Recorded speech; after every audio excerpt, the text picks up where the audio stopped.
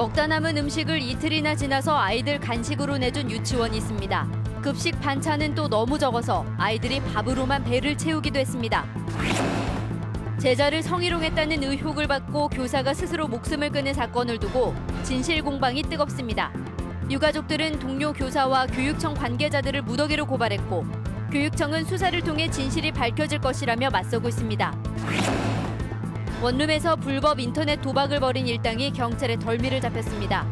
기술이 좋다는 이른바 선수까지 기용했지만 한돈 4억 원을 불과 한 달 만에 날렸습니다. 전주시가 추진하는 전주푸드 사업이 매출 부진에 허덕이며 큰 어려움을 겪고 있습니다. 사업 기반을 제대로 갖추지 않은 채 무리하게 직매장만 늘린 결과라는 지적이 나오고 있습니다. 여러분 안녕하십니까? JTV 8시 뉴스입니다.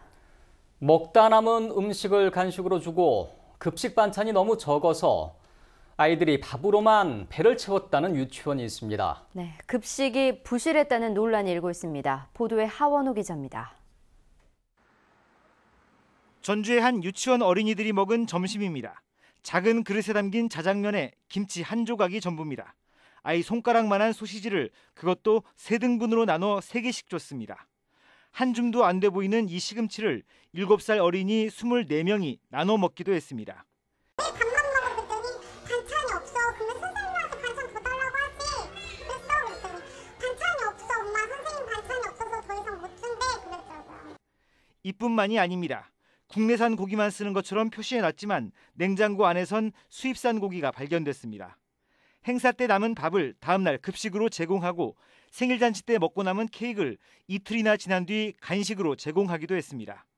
아이를 사랑하신다고 얘기를 하시면서 아이한테 남은 반찬을 먹인다거나 며칠이 지난 음식을 먹인다는 게 유치원에서 있을 수 있는 일이 아니잖아요. 유치원 측은 수입산 고기를 쓴 건 식재료를 주문하는 과정에서 실수로 빚어진 일이고 남은 음식을 준 것도 아이들이 손대지 않은 깨끗한 부분을 제공한 것이라고 해명했습니다. 선생님이나 저나 이 정도면 충분히 아이들이 먹을 수 있는 아이다라고 저는 생각을 했는데 부모님들이 집에서 아이들을 밥을 이렇게 주시고 하시는 거에 대해서 문제가 불거지자 유치원 측은 학부모들과 협의해 개선 방안을 마련하겠다고 밝혔습니다. JTB 뉴스 하원호입니다. 제자 성희롱 의혹으로 교육청 조사를 받던 교사가 스스로 목숨을 끊은 사건을 놓고 진실 공방이 벌어지고 있습니다. 유가족들이 동료 교사와 교육청 관계자들을 무더기로 고발하자 교육청은 수사를 통해 사실을 밝혀달라며 반박하고 나섰습니다. 조창현 기자가 보도합니다. 지난달 5일 제자 성희롱 의혹으로 교육청 조사를 받던 교사가 스스로 목숨을 끊었습니다. 유가족들은 경찰에서 내사 종결한 사건을 교육청이 무리하게 조사를 하다 참극이 발생했다며 진상규명과 고인의 명예회복을 주장해왔습니다. 하지만 교육청이 별다른 반응을 보이지 않자 지난달 31일 동료 교사와 교육청 관계자 10명을 검찰에 고소했습니다. 애기 아빠가 그 한 행동들 자체가 성추행이나 성희롱이 아니라는 거죠. 수업 중에 아이들이 다 있는 자리에서 아이들 교육 목적으로 행해진 것이었고. 이에 대해 전북교육청은 검찰 수사를 통해 사실을 밝히는 계기가 되길 바란다며 수사에 적극 협조하겠다고 밝혔습니다. 진술서와 녹음 파일 등 18건의 증거 자료를 검토한 결과 유가족들이 제기하는 조사 과정의 강압이나 문제점은 전혀 나타나지 않았다고 항변했습니다. 처음부터 끝까지 이 자료를 모두 다 봤고 나름대로 공무원으로서 상식과 점성의 판단에서 볼 때에는 절차와 규정에 따라서 엄정하게 처리를 해왔다라고 판단합니다. 또 학생이나 학부모들이 처벌을 원하지 않았을 뿐 성희롱 사실이 없었던 게 아니기 때문에 조사는 불가피했다고 반박했습니다. 선생님께서 심의위원회 참석해서 소명하셨고 소명을 토대로 한 학생심의위원회에서 성희롱을 인정한 겁니다. 저희들이 인정 사실은 선생님께서도 인정한 사실만 들어가 있는 것입니다. 교육청은 이 사건으로 학교 현장에서 인권 담당 교사의 정당한 업무 행위가 위축되고 있다며 법과 절차에 따라 당당하게 업무에 임해달라고 당부했습니다. JTB 뉴스 조창현입니다. 주택가의 원룸을 빌려 불법 인터넷 도박을 한 일당이 경찰에 붙잡혔습니다. 이른바 승률이 좋다는 선수들을 모아서 돈을 벌려고 했는데 불과 한 달 만에 판돈 4억 원을 모두 날렸습니다. 주혜인 기자가 취재했습니다. 비좁은 방 안에 컴퓨터와 모니터가 가득합니다. 밖에서 볼 수 없도록 창문은 검은 천으로 가렸습니다. 41살 이모 씨는 인터넷 도박으로 돈을 벌기 위해 기술이 좋다는 이른바 선수들을 모았습니다. 이 씨가 도박 자금을 지원하면 나머지 도박꾼들은 승률이 높은 사이트를 골라 판돈을 걸었습니다. 이들은 지난 7월 초부터 약 한 달 동안 이곳 원룸에서 먹고 자며 불법 도박을 하다 첩보를 들은 경찰에게 덜미를 붙잡혔습니다. 이 씨가 데려온 도박꾼 29살 문모 씨 등 2명은 인터넷 도박 경험이 많은 전문가였지만 판돈 4억 원은 불과 한 달 만에 사라졌습니다. 이 씨가 이른바 선수들의 말을 듣지 않고 아무데나 돈을 걸었기 때문입니다. 도박 사이트에 베팅한 금액은 총 4억 원 상당으로 그중 피해자 1명이 계획된 베팅이 아닌 개인적인 베팅을 함으로써 지속적으로 도금을 탕진하게 된 것입니다. 도박 전문가로 알려진 문 씨 등 2명은 지난해에도 도박을 하다 처벌을 받았습니다. 경찰은 상습 도박 혐의로 문 씨를 구속하고 나머지 3명은 불구속 입건했습니다. JTB 뉴스 주혜인입니다. 자동차 산업은 전북 제조업의 주력 산업이고 주조와 금형 같은 이른바 뿌리 기술은 제조업의 근간입니다. 자동차와 뿌리 기술 산업의 경쟁력을 높이기 위한 행사가 열렸습니다. 송창용 기자가 보도합니다. 현대자동차 전주공장과 한국GM 군산공장, 타타데우 상용차, 이들 3개 완성차 업체를 중심으로 전북에는 400여 개 부품업체가 생산활동을 하고 있습니다.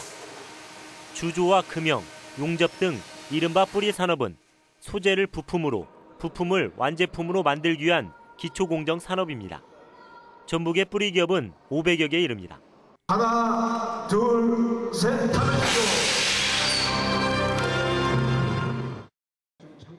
자동차와 뿌리 산업의 협업을 통해 기술 경쟁력을 높이기 위한 행사가 열렸습니다.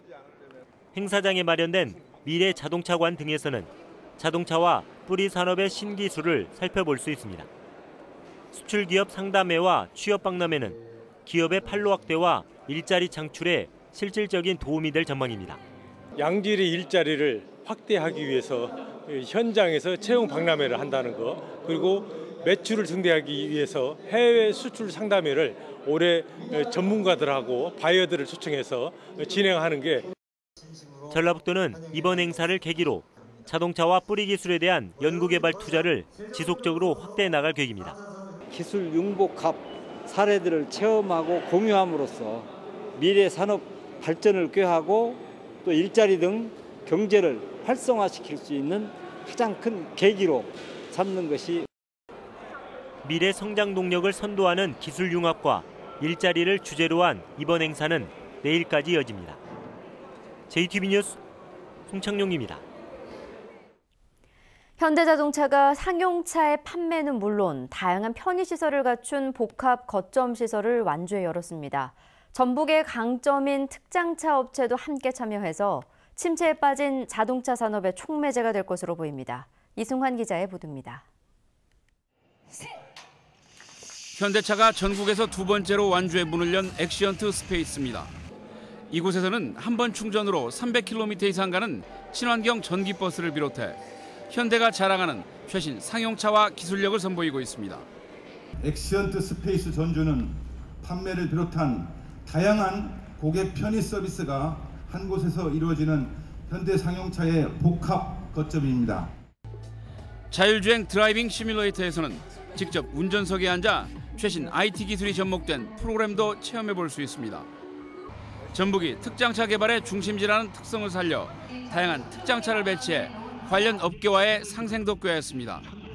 직접 차를 만나보고 직접 차를 느끼고 차를 경험하면서 나한테 최적합한 차를 선정할 수 있는 어떤 그런 좋은 기회를 고객들한테 마련해 줄 수 있는 어떤 현대차 전주 공장은 한 해 10만 대를 생산할 수 있어 단일 공장으로는 세계 최대 규모이고 크고 작은 협력업체도 100여 개나 모여 있습니다.